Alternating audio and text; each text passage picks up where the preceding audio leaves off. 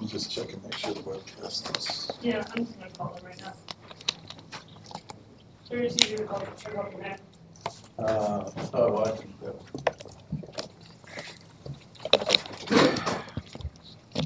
That just helps me with it.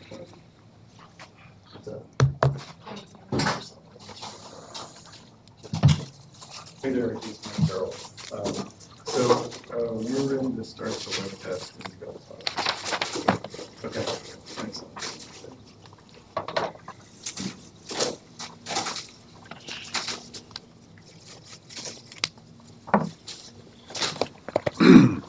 Okay. Some students may come in, but we'll go ahead and get started. But we have a pretty decent audience on the web, so that's the camera. Good afternoon, and welcome back to the Program on Information Justice and Intellectual Property Supreme Court series. We have 3 remaining cases this term, and this morning the court heard the case of Impression versus Lexmark. The question presented, there were 2, and they both involve the doctrine of patent exhaustion, and we'll get into that in just a minute. I want to introduce our distinguished panel of Supreme Court and appellate litigators who have plenty of experience with the court in a range of matters, but including intellectual property expertise. To my immediate right is Paul Hughes, a partner in Mayor Brown's Supreme Court and appellate practice here in Washington, D.C. He briefs and argues complex appeals and develops legal strategy for trial litigation. He's argued before the Supreme Court twice and has also argued in the 3rd, 7th, 8th, 9th, 10th, 11th, D.C. and federal circuits. You get the point. And has worked on a series of matters and has significant experience with intellectual property, having argued the Hana Financial versus Hana Bank trademark case, about which we discussed last term, and has handled a number of other cases before the federal circuit, whose decision is on appeal in this case. To his right is, George Hicks, a partner in Washington, D.C.'s Office of Kirkland and Ellis. His practice focuses primarily on Supreme Court and appellate matters and critical motions work.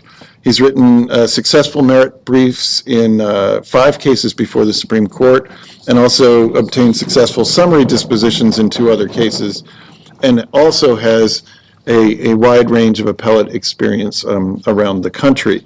And I neglected to mention that Paul is counsel for the petitioner in this case, and George is counsel for amicus IBM, who's filed in support of the respondent. Respondent's counsel for Lexmark was not able to join us this afternoon, and so George has agreed to help us understand more than just the position taken in his brief, but the sort of respondent's position more generally. And to his right is Ariel Levenbook, who is a trial and appellate litigator with broad commercial practice and substantial experience involving debtor-creditor and fraudulent transfer law, as well as intellectual property licensing and litigation. He has a particular expertise litigating international disputes in U.S. courts and frequently works with and coordinates foreign counsel prosecuting actions abroad. And he was deeply involved in the copyright analog to this case, or the first one, Costco versus Omega, in which the Supreme Court split 4-4 on the analogous question in copyright law, and then was deeply involved in the successor case, Kurtzang versus John Wiley, in which the Supreme Court decided that once a copyrighted work was sold outside the United States, the rights to distribute it further had been exhausted. And that brings us to the question presented here, which is whether the same rule applies when the object is a patented object. Exhaustion does not mean fatigue. It means it is a limit on the scope of the exclusive rights, and whether the owner of those exclusive rights has any remaining rights with respect to a particular object that embodies the intellectual property once that object has been sold outside the United States. It is the rule that inside the United States, the first sale is the last sale from the right of distribution perspective. The question is, does it make a difference if the sale takes place across the border? So we're going to talk a little bit about the merits of the case and then get into an analysis of the argument. And I'm going to ask Paul to tell us a little bit more about how this case got to the court, why it took the case, and what your position was in the case. Sure, I'll try to keep it brief, but I'll start with a bit about the facts of what happened in this particular case and what the two main legal arguments, legal positions were, what the Federal Circuit did, and how we got up to the Supreme Court. So this case is a case about printer toner cartridges. I think everybody's familiar with laser printers and the sorts of cartridges that go into them. They're often very expensive. One toner cartridge can easily be $400 or more. Our client, Impression Products, they purchase on the secondary market spent toner cartridges. These are toner cartridges that somebody had previously purchased. They used up all of the toner. It's the ink that's inside them. Impression Products, they take these cartridges back to their factory, they open them up, they clean them out, they replace any worn out parts, and they put in new toner. They sell those cartridges. They sell these cartridges at a 50% more or more discount based off the new price. So toner cartridges that could be $400, they sell for $200. They're high quality products. They've tested them against the new products, and their benchmarks show that they actually fail at a lower rate because they use such care in making these products. So that's the company, that's the business that they are in. The issue, they were sued by Lexmark along with a number of other remanufacturers in this business. And Lexmark, the case turns on exhaustion. There are two separate issues that Lexmark asserts. The first is that some of the cartridges that my client, Impression Products, acquired were sold in the United States pursuant to a so-called prebate program. And that's, Lexmark has said that most of the cartridges it sells in the United States, it says it gives a couple dollar discount for those cartridges, and for that discount they attach what they claim to be patent-based post-sale restrictions. They say that once you buy these cartridges, you get to use them one time only. You can't reuse the cartridges and you can't resell the cartridges. Once you're done with it, you have to give it either back to us or perhaps you can throw it away. But you can't do anything once you're done with it. The second question arises from the fact that Lexmark sold some of these cartridges outside the United States. As it particularly relates to our client would obtain on occasion cartridges that were first sold in Canada that were used in universities or hospitals in Canada that would then our client would obtain and would do its remanufacturing process. I should say our client's remanufacturing process is in Charleston, West Virginia. They're small family-owned business, and they're really great folks. So these were the two questions that went to the district court. The district court on the first question about the resale reuse restrictions said that the Supreme Court's decision in Quanta had effectively overturned earlier Federal Circuit precedent and said that once you buy a good that's sold domestically, exhaustion applies, and the patentee can't continue to exert any post-sale restrictions on that good via the patent laws. They can certainly use contracts, but they can't use the patent laws in order to enforce post-sale price restrictions or resale restrictions. The district court Impression lost on the international sale question, though, where the district court said that Jazz Photo was still binding law, notwithstanding the copyright curtsaying decision, and the sales of the cartridges outside the United States, here, for example, in Canada, didn't exhaust Lexmark's patent rights to those cartridges, and therefore there would be infringement with respect to the cartridges that had first been sold outside the United States. This case then went up to the Federal Circuit. The Federal Circuit heard oral argument. Before issuing an opinion, though, it sua sponte decided to take this whole case en banc, and it decided both of these issues en banc. The Fed Circuit decided both issues against my client, Impression Products, both issues for Lexmark. With respect to the first question, the Federal Circuit found that Quanta had not, in fact, overturned earlier Federal Circuit precedent, and that it was consistent with patent exhaustion for a patentee to apply and subsequently enforce these patent-based post-sale restrictions on goods. And then secondly, the court held that curtsaying decision in the copyright context did not apply to patents, such that the goods sold abroad did not exhaust the patent rights. At that point, we had previously represented some amici in the federal circuit. I was retained by Impression Products at that point. We filed a cert petition. The Supreme Court, after first calling for the views of Solicitor General, ultimately granted the cert petition. We've since subsequently spent some time now with the merits briefing, and of course, lots of amici have been involved. I think there are about 35 or 36 amicus briefs, if I have the count right. And of course, the case was argued this morning. So that's hopefully brings us where we are. Thank you. And so, George, can you help us understand a little bit about the respondent's position in this case?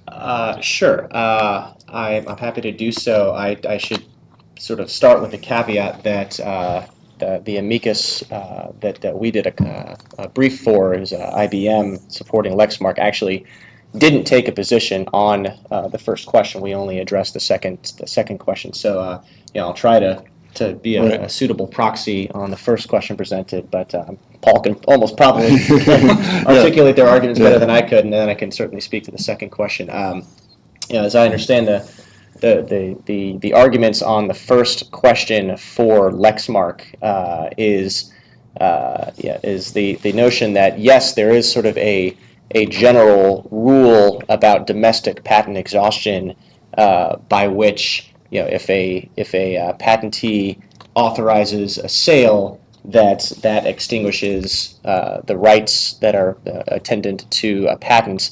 However, it's not an all or nothing thing. So, as I understand the Impression Products argument, and Paul will certainly correct me, is that it's a bit more of a as long as you authorize, the patentee authorize a sale, whether you're authorizing sort of one small stick in the bundle of sticks or the whole thing, you are necessarily giving up your rights to have any additional restrictions on that sale.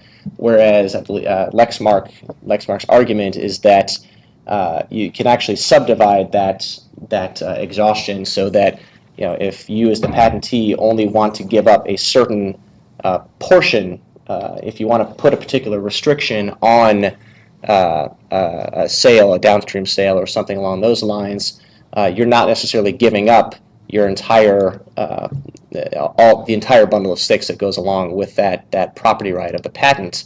And in Lexmark's view, that's actually a net positive because then the patentee and the downstream purchaser can actually more economically and efficiently determine if somebody only wants, a particular smaller bundle of sticks, and they're willing to agree not to do a particular, act upon selling, they sell it with a particular restriction, and they're willing to, to pay a different amount for that, then that should be perfectly fine, under a sort of a coherent theory of exhaustion. And that sort of dovetails with the Patent Act, the text of the Patent Act, which talks about it bars anyone, quote, without authority from reselling or using a patented item. And Lexmark's argument is, and I'm speaking again to the sort of the first question, which is domestic exhaustion, is authority again can mean sort of partial authority. It doesn't have to mean I give you. If I authorize just a little bit, then I've lost my entire, patent right or my entire ability to place any restrictions on that under the patent law. So that is the first question presented, again, from sort of a 30,000-foot view.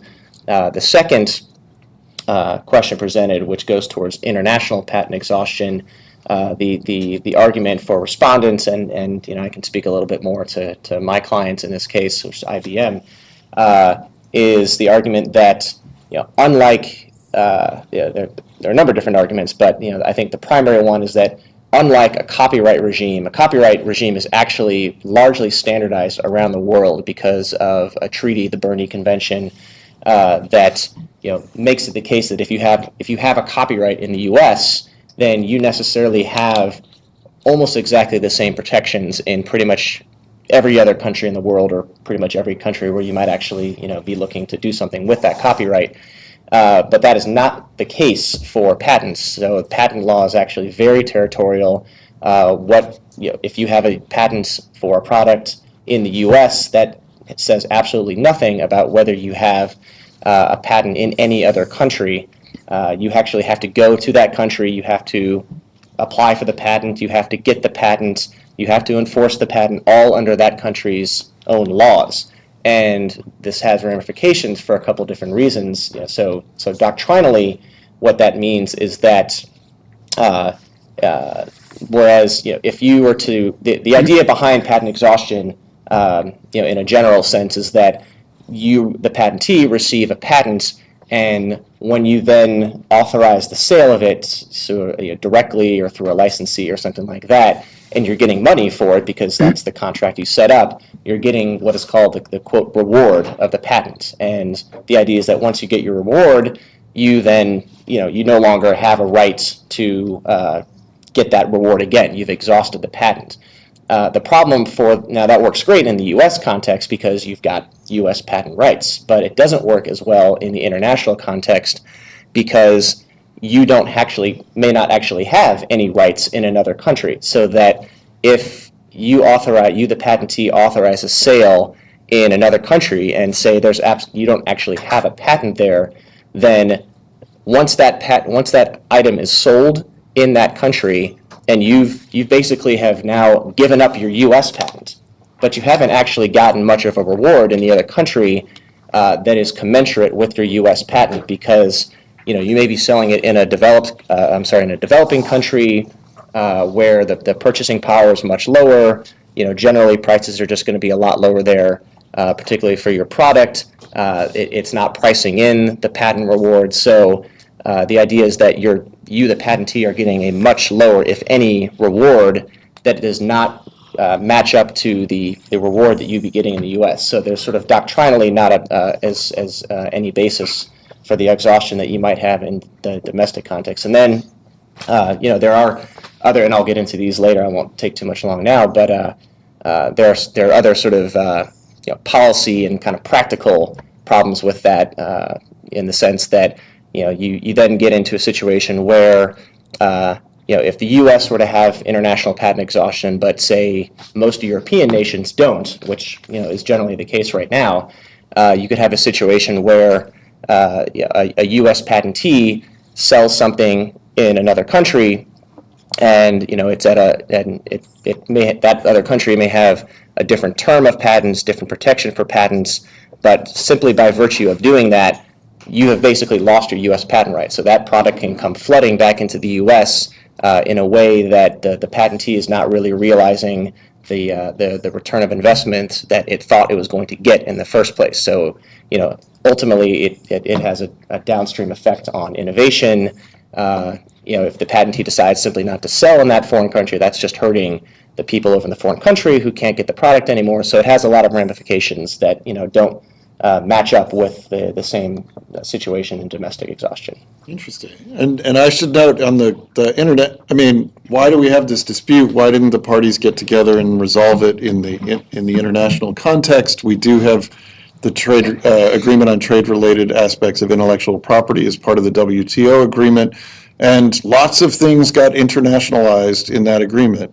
But in Article 6 of that agreement, the parties said, we can't agree on the question of international exhaustion, and therefore it's up to each and every country to come up with their own rule. And that's why we're here, because the Supreme Court's going to tell us what the rule is in the United States. And you're right to make it clear that other countries have other rules, and that's hard for global companies involved in a global supply chain. So, Ariel, I want to ask, we just heard that patent is quite different than copyright, that the rules are different, the background, the history is different. You were involved on the analogous question in copyright, took a position in this case. Tell us, do you agree with that statement? And if not, why not?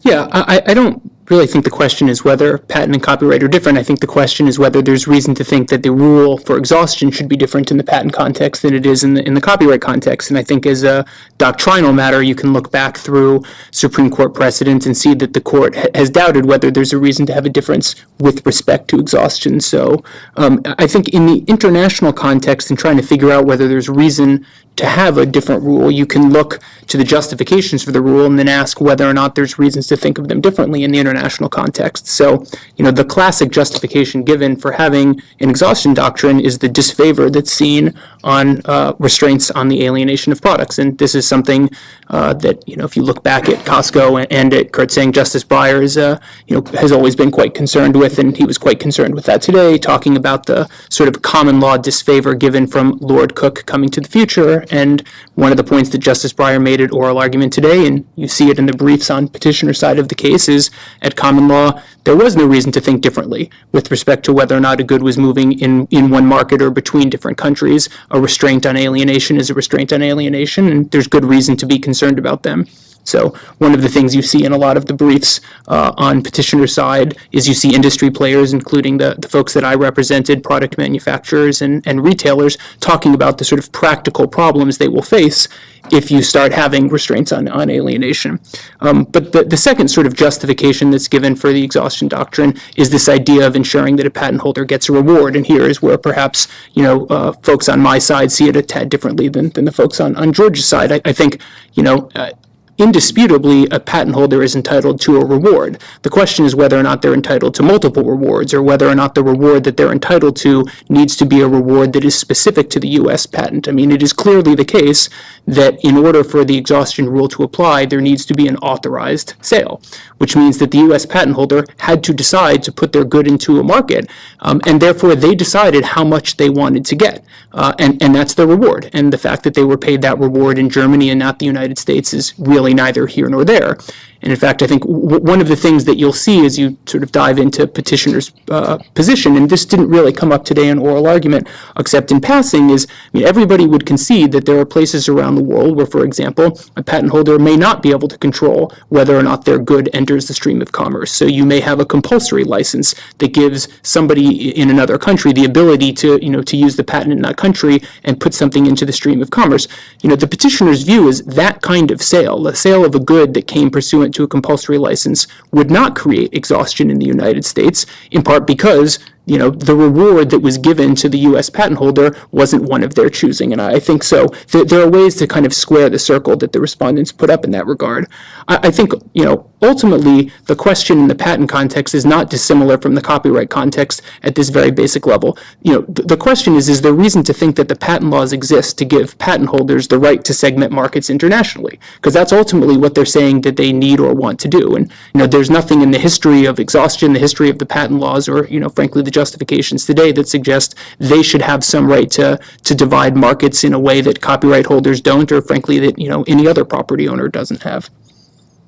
And Paul, one more substantive question before asking about the way the justices appear to be looking at the case. It goes to, at one point, there's a deep kind of intellectually interesting issue about the relationships between property rights and the ability, freedom of contract, and sources of law. So there is a long common law property law tradition about the disfavor of restraints on alienation of chattel property. And the courts over the years have read that into the intellectual property context by choosing to limit the scope of the statutory rights unless Congress explicitly says otherwise. And in the briefs, there seems to be disagreement about whether this is really a statutory interpretation case in the normal vein, or is this a case where the common law background really becomes the foreground in helping us understand the exhaustion doctrine? Sure, a few points about that. To begin with, there is a statute, and I should have it off the top of my head, but I don't. But there's a statute that says patents are basically to be generally, as a general matter, treated as property rights. And so we think that's entirely consistent with our view that the exhaustion, as it's always existed from Lord Coke's time to today, applies with absolute full force. So the question is, in 1952, when Congress enacted the current Patent Act, was there any reason to think that they displaced the long history of exhaustion that had, at that time, been clearly articulated by the Supreme Court's cases for more than 100 years. And our contention is that there's no basis to think that the Supreme Court ever thought to restrict or displace the operation of the exhaustion doctrine. And to the contrary, in both Bowman and Quanta, the Supreme Court has subsequently made clear that the same exhaustion doctrine that are articulated in Univis and Keeler and all of the earlier cases still applies with full force, following the 1952 Act. So we do think that the substantive guidelines and basis, the contours of the exhaustion doctrine come from the common law. That's this, as the Supreme Court's looked at it for more than 150 years, and there's nothing within the statutory text that would provide any sort of limitation or restriction to that. Again, Bowman and Quanta both make quite clear that the exhaustion is what they call a limit on the rights that the patentee would otherwise have, but for the application of the exhaustion principles. And I think there's a clear contrast from the Copyright Act. In the Copyright Act, Section 109, there is a clear statutory exhaustion provision, which shows that's if when Congress wants to actually write and put some bounds on exhaustion, it would look like Section 109. In the Patent Act, of course, there's no a clear analog to Section 109, which I think is pretty strong evidence that the common law continues to govern. Okay, and then let me just stay with you for a minute, and then George can step in. But what about the argument? How did the justices? What, if anything, are they most concerned about? Can you tell reading the tea leaves? Well, so one of the things about the argument today, I think that if there was any surprise, it was that there was not a lot of questions that I thought that we got. I think, the questions were the court was testing both sides for the limits of the various theories, but I think a lot of the justices played this one fairly close to the vest, that they didn't give us a whole lot to be able to draw any predictions precisely how they were going. I think Justice Breyer was, probably haven't gone back to reread the transcript yet. If I had to guess, I guess he asked the most questions and had some of his various hypotheticals. These are issues that he's certainly very interested in. So I think he asked both sides, trying to test out just how these would operate in practice. But again, I think it's hard to have any strong predictions that would come from the argument today. Okay. And George, both on the sort of source, anything you want to add or say differently about the sources of law, and then your impression from the argument.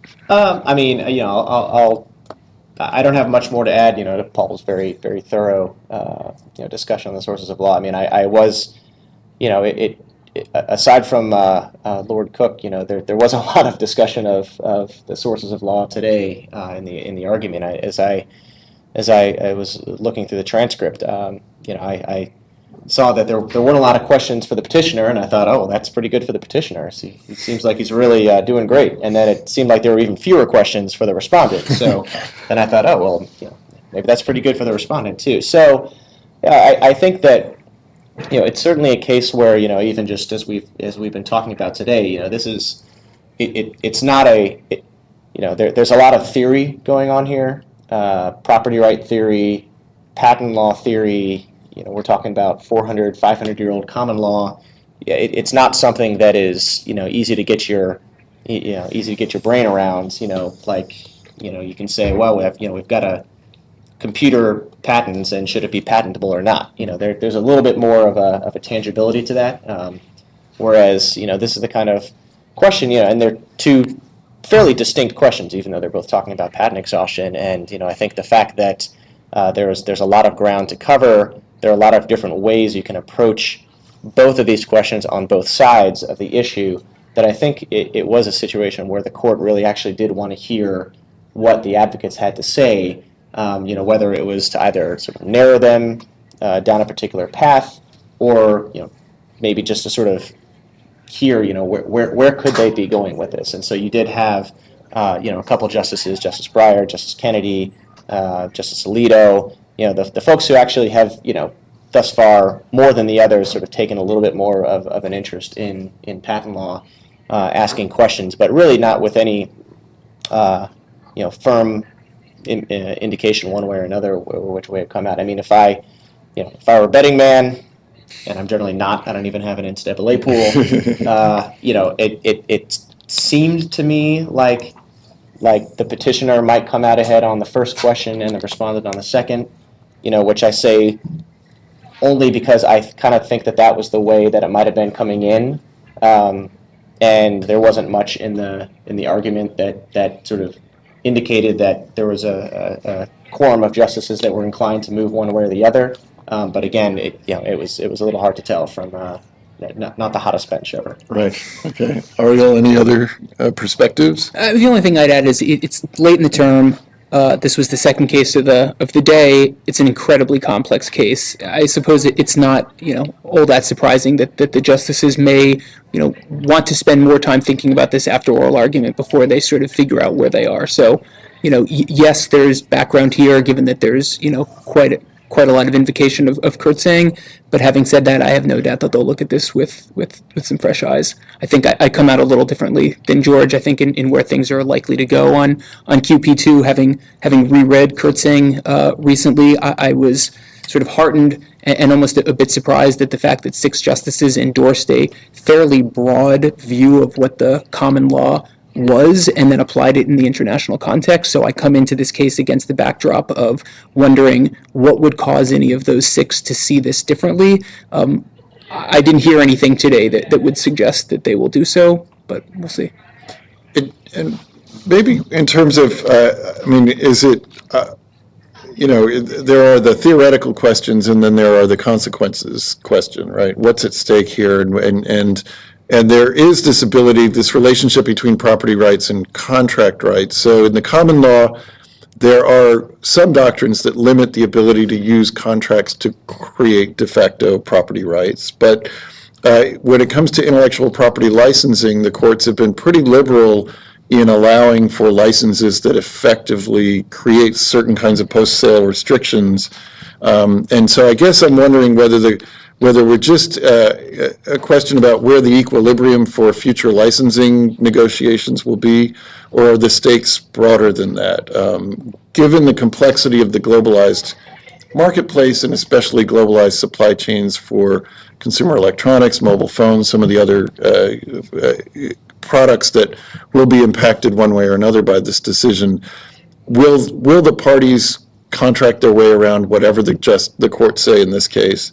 And so this is really just a matter of sort of backward-looking effects on existing contracts, or will there really be a limit on what you can and can't do as a licensing party going forward? So, Sure. I mean, our view, from petitioner has been clear from the start, which is to say, although there are no patent-based restrictions, there's no prohibition on contract restrictions as a general matter. The kind of restrictions that would apply to contracts are also applying in the patent context, which would be the misuse doctrine or any other limitations that are imported from the antitrust laws. So certain tying agreements, price fixing, or other sorts of limitations that would run into the antitrust laws are going to have that separate limitation. But apart from that, or apart from any enforceability under state law, I'm not entirely sure how that would play out in this context, but that contracts would be able to apply as they would in any other context outside the limits of the patent monopoly. So in terms of what parties can and can't do, I think they can achieve many of the same results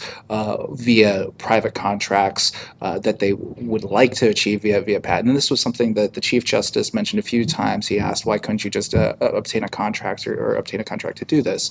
Now, I think counsel for respondent today was a bit clear at one point where he said the reason that there's an interest from the Lexmark's position of having the patent-based remedy rather than contracts is the privity question, which is they don't want to have to sue customers in these contexts. They want to be able to go after folks who are downstream and who aren't their direct customers, because it might be bad business to sue their customers, or it might be bad business to force their customers to enter into contracts with those who are downstream from them. So again, that seems to be the limited interest, or where the limitation of contracts comes here, is when privity begins to break down. So I think that's the question that folks are going to have to deal with if we're prevail on either questions 1 or questions 2. But again, I think they can have fairly broad opportunities here to be able to do from the broad licensing scale that folks are looking for. The harder issue is when they're dealing with individual consumers, what happens on the repair and resale markets. But I think from our perspective, that's when the policy interests in actually having full exhaustion are at their absolute pinnacle, when you're dealing with the individual consumers who want to be able to repair and resell their goods, and you're not dealing with the broad licensing questions where contracts can really solve the whole lot. okay. George? I'll actually use the question to mention something that hasn't come up in this argument yet, which is that the government actually argued as well, and sort of took I believe they took the same position as petitioner, or more or less, on the first question than on the second question, as and this sort of dovetails with this discussion about contracts, took a sort of half-a-loaf position where they rejected the petitioner's position that there should be automatic international patent exhaustion. So once you authorize a sale and there's a sale outside the United States, then the patent no longer has any force.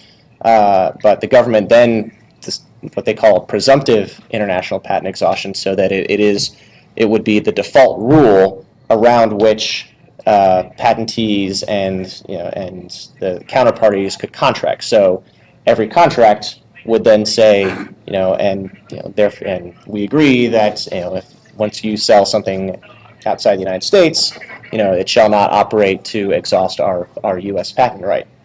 And as we pointed out in our brief, it was a little odd to us that the government, and it was fairly clear in rejecting the notion of automatic international patent exhaustion, and it goes into doctrinal reasons and case law reasons, et cetera, but then it says, but it's totally fine to have that as the background rule, but you could just contract around it, which just struck us as a little, odd, and for companies like my clients and others in its position, it really puts them in a very difficult position because there are tens of thousands of contracts out there right now that have been drafted and agreed to against the current background rule of no international patent exhaustion. So we're all operating against a decision by the Federal Circuit, I think in 2001, called the Jazz Photo decision, that as squarely as you could rejected the very notion of international patent exhaustion, and and companies have been contracting against that, and so have had no reason to have to say anything about international patent exhaustion. So this notion now that what the government is proposing that there's no automatic international patent exhaustion, you just have to put it into your contracts and disclaim it, is for clients like mine means that for all the existing tens of thousands of contracts, these companies now have to go back and say, oh, by the way, we need to insert this new term, and any rational counterparty is going to say, all right, what do I get in return for that? Yeah, and then you've got the additional problem of, well, every contract going forward is now also going to have that additional new term. So again, any rational counterparty will say, well, what do I get out of it? And then the third problem with this sort of presumptive contractual regime, which is that we're talking about contracts that deal with foreign commerce that are taking place with foreign counterparties, and might very well have be governed by, or certainly have an overlay of, foreign law. And so you may have an agreement on paper that says the international patent exhaustion shall not be applied upon the sale, but there's no real guarantee that a foreign government or a foreign court, or however the foreign contract law is interpreted, that's actually going to hold up in that particular court. And so what's the recourse for a company after that? And there are a lot of unanswered questions about kind of leaving that particular aspect to a purely contract law regime. And I didn't see the government's position kind of getting a lot of traction one way or the other today. Wasn't quite clear what they brought to the table. Which is unusual because the government often, in a complex patent case, often has... it was, and these two can certainly speak to it as well, but it just seemed like, in fact, I think the one question really that they got was, where on earth did your sort of half-a-loaf approach come from? Because you're disclaiming it on the one hand, but then you say, well, you should have it. And so, I'm not quite sure what I can't remember what Malcolm's answer to it was. Might have just been a little to the old cases. But I'll say, I mean, we actually, I think, we have some common ground because we disagree with the government's position too, but we disagree for a different reason, although it might not be inconsistent with what you're saying, because what to me I think is one of the most troubling things about, or problematic things about the government's position is the government agrees with us. We're happy about on question one. We think that's right. That after you sell the good, you can't put a post-sale restriction on the good that affects what the implications are for exhaustion. If that's right, it's difficult for us to see how the government can turn around and say, but in the international context, if you put a post-sale restriction on it that you didn't exhaust your U.S. patent rights, it's enforceable in that context. That seems very difficult to square the results that they reached on the first question with the results they had in the second question. Now, that didn't come up in today's argument, but before the Federal Circuit, when it was argued en banc, the government was challenged on that point quite aggressively, and I don't think they've ever quite come up with a basis for saying how they can take this, as George puts it, the Haveloff approach on the second question, given the position that they had on the first. So I think at least we may have some common ground still tonight. If I can though also respond just really briefly to what George said about the reliance interest, because I think it's an interesting point, and George wrote a really powerful brief about that folks should take a look at. I mean, in our view, it's an interesting thing to say reliance here, though, because it's not reliance on a Supreme Court decision, it's reliance on the Federal Circuit's decision in Jazz Photo. And if we were to say that a rule of decision for the Supreme Court should be reliance on what the Federal Circuit has done for several decades, the law of the Supreme Court's IP docket would look very different over the last few years. And so, for example, if we point to the Supreme Court's decision in Alice invalidated tens of thousands, if not hundreds of thousands of patent claims, instantly. And I believe George Klein in Alice said, you shouldn't do this because we have lots of reliance interests. Everybody spent millions of dollars on these patents, and it would be a terrible result if all of a sudden these patents were invalidated. That argument didn't sway the court, though, because it wasn't reliance on what the Supreme Court had done. It was reliance on what the Federal Circuit had done. And I think reliance interest here is particularly low, though, because the reliance, you'd be saying you have reliance on Jazz Photo. Jazz Photo itself is a pretty suspect decision if one goes back and looks at it. Jazz Photo says the international exhaustion question is settled by one case, a Supreme Court case called Bosch v. Graf, and says, well, we looked at Bosch v. Graf, there's no international exhaustion, end of story. That was the full analysis the Jazz Photo case offered.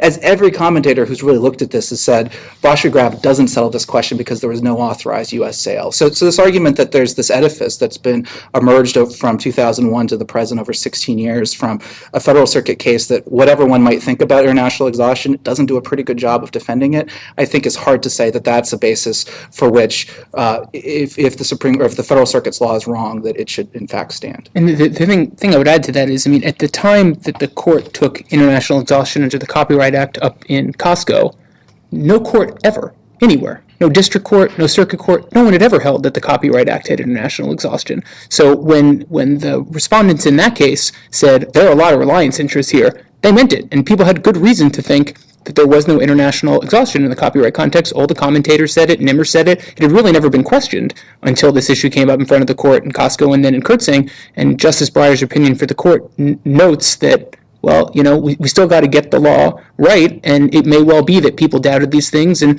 once they have clarity that there is no international exhaustion, they'll go do all these things that may not have materialized yet. So I think when you compare the situation here to the one in the copyright context, the reliance interests are less. To go back to the previous question you had asked in terms of where things may go, particularly if the petitioners win on QP2. I mean, it's hard to predict the future. I suspect the responses will not be unified, but it is interesting to see how things, may have played out or may be playing out in the copyright context to see if there'll be some analog. So one of the things that we know in the copyright context is that the first sale doctrine turns on a sale. And you can look at the statute and see that Congress, had a very clear line. It applies to sales and it doesn't apply to a lease or a bailee or a license. And what's interesting is the origin of this was, cases about books. But when you think about, how do people consume books now? They don't really buy books anymore. They license books. So this doctrine that emerged in the context of, say, books and assumed that there would be a sale it kind of doesn't apply there anymore, and you start to see movement towards having more license relationships where the intellectual property holder can continue to assert a lot of control downstream. Now then, you might say, well, the same thing's going to happen in the patent context, and I don't know if it will or not. I suspect it will turn on the particular supply chains that you're talking about. I suspect it'll be uneven, but I suspect that in places where intellectual property holders can continue to do business through a license arrangement. I don't mean a license like a license to go manufacture something. I mean, when they develop a product, instead of selling it, they will instead license it. I suspect you're going to see more people try to do that. And it's just going to be a response to the incentives that are set up by the system. And George has a hard stop in 5 minutes, and I do want to give the audience an opportunity to weigh in. So if there are any questions, sir. On the rewards issue, one of you gentlemen, I don't remember which, made the point that there are countries in which if you sell the product aren't going to get much of a reward because they're poor countries, and even if it's a wonderful handheld or whatever, you're just not going to sell it for the price you would in the US. There are also a lot of countries where most companies don't get patents, but they could. If a big company like IBM decides not to get a patent in Bangladesh, has it therefore implicitly authorized the Bangladeshis to make whatever the patent covers because they chose not to get a patent?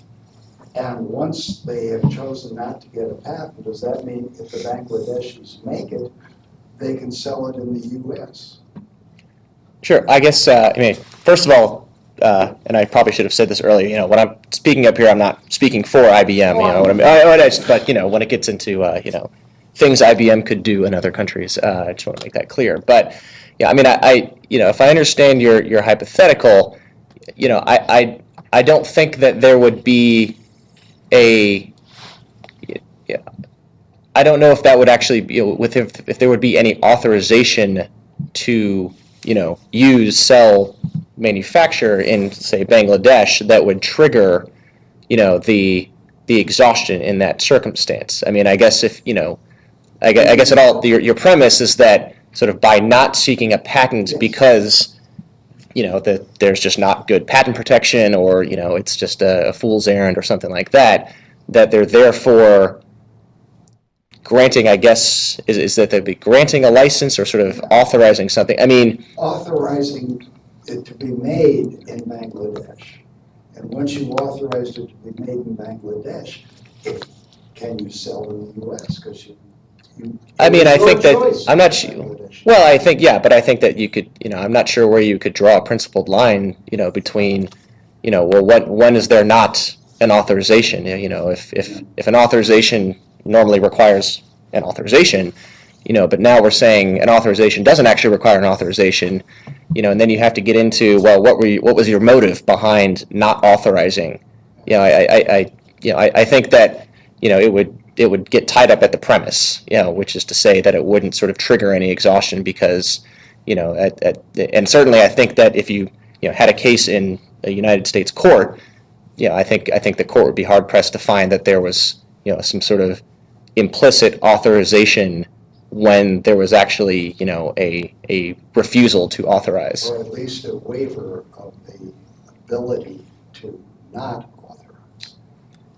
I think that the thing to always keep in mind is the exhaustion doctrine applies to a particular good. It doesn't apply to the concept of manufacturing or the concept of sale. So, to go to the hypothetical, if a U.S. patent holder goes to any foreign country and, they manufacture the good there, they're going to need whatever rights they do or don't need to engage in that process over there. I think the key point for purposes of what we've been talking about is in the view of, petitioner's side of the aisle, if they choose to sell a particular product there, once they've sold that product there, they've received the reward that they're entitled to under U.S. law, such that that good can be brought into the United States and done with as the holder chooses. Okay. Something of a right under the patent law that wasn't very much discussed at all, which I hope would have been discussed more, and that would be the right to import, not just to make, use, and sell, but also to import.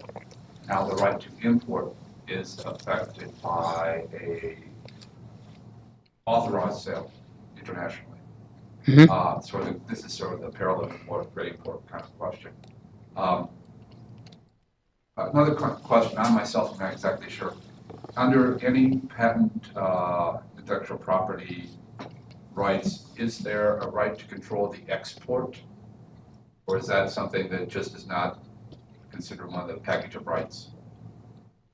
So to sort of answer the two parts of your question, so in the copyright context, importation is a subset of the right to distribution, and under the Copyright Act, the first sale doctrine applies to the right to distribution.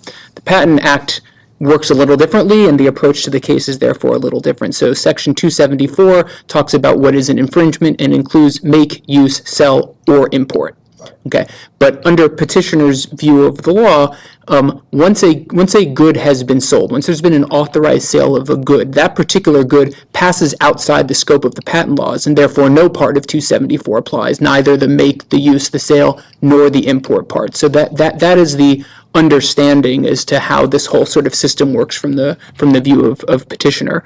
To your question on export, I mean, again, in the copyright context, there is a restriction on distribution. Exports, there are particular provisions on export. To my knowledge, there isn't particular provisions on export in the patent context that deal with infringement in this. But again, if you buy a good, once there's been an authorized sale, it has passed outside the patent monopoly. So you can do with it whatever you choose, consistent with all manner of non-patent law. Under that. And the respondent would disagree, right? But that's. Yeah, I mean, I don't think we disagree with, the Right. premises of the patent law about, import and export, but yeah, when it gets to the exhaustion aspect. Yeah, and it is interesting, the discussion about whether there should be a right to export has come up very much with respect to generic drugs in particular, and these issues about the transshipment, where you'll get, goods that are not protected by patent in manufacturing country A or consuming country B, but they pass through the Dutch ports or something where there's a patent in there. And so there's an argument that there ought to be some form of a right of export to avoid the assertion of patent rights in those settings. Yeah, I mean, I think a theme of petitioners' position generally is, the intellectual property laws are not meant to be a panacea for every possible problem that can happen under every area of the law, and it still remains the case that all manner of non-intellectual property law controls what in practice people can do with items. So you have contract law when there's privity, you have all manner of regulations. So with pharmaceuticals, they have their own body of, health law that deals with that. You have import-export restrictions. All these bodies of law are not superseded, but it is equally the case that, in our view, intellectual property doesn't give you some additional rights, with respect to those areas of law. Right. So we're going to stop the formal program here, and we can take the questions after that. But I want to ask the audience to thank our panelists for giving us their time and their wisdom. And to the online audience, thank you very much. And we'll be back next week on Tuesday for the TC Heartland case, in which we'll find out whether the future of the patent litigation in the Eastern District of Texas will remain, or it's Monday, right? Monday, yeah. Sorry, it's on Monday. All right, so that's a wrap. Thank you very much. I noticed, the witness probably will. Yeah, if you, thanks very much. Thank you so much I for- really appreciate you coming out and telling us this story. George, thank moderating. you for Sorry doing to double cut duty. things I off really at the end. appreciate that.